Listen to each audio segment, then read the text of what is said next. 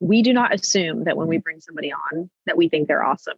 Like they're good enough to move forward with the interview process. But I think the biggest business owner mistake that I see is they assume that this person is just this unicorn and they're going to help solve their problems. And so if I think like that, I'm not actually going to onboard them correctly because I just assume that they're going to be able to handle and take on these tasks. And I just have to tell somebody to do something one time.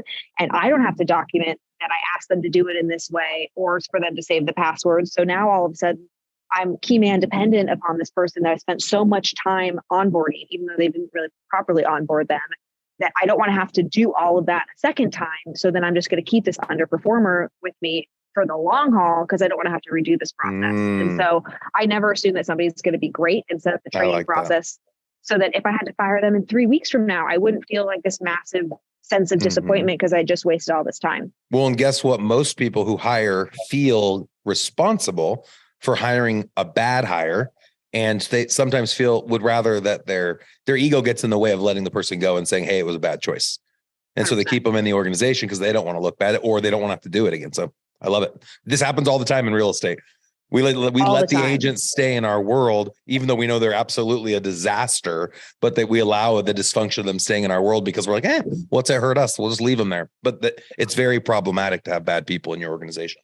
Well, and the visual I like to think about is the business owner is oftentimes just thinking with, oh, Joey isn't helping me get to the next level. And that's really the cost of having Joey still on the team.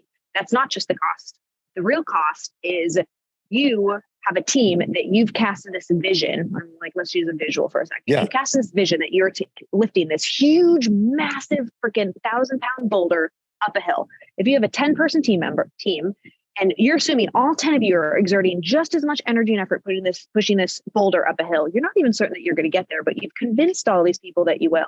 Now imagine that actually instead of having 10 people pushing it, you have 2 people sitting on top of it, adding extra weight. Maybe they're throwing rocks, maybe they're sunbathing, eating chips and guac. They built a little hot tub on the top of your boulder, doing all the fun things. Nice tie-in. Well, it makes the other 8 people like, why am I working this hard when Joe is up there having a great time? And so then Joe starts to join that train, and it permeates your entire team of what level of expectation you have for the people that are in your circle. And so it's not just about Joe not contributing, it's him adding weight and drag and lessening the expectations of the high performers that are looking at you to not actually allow that type of toxicity to exist inside the environment.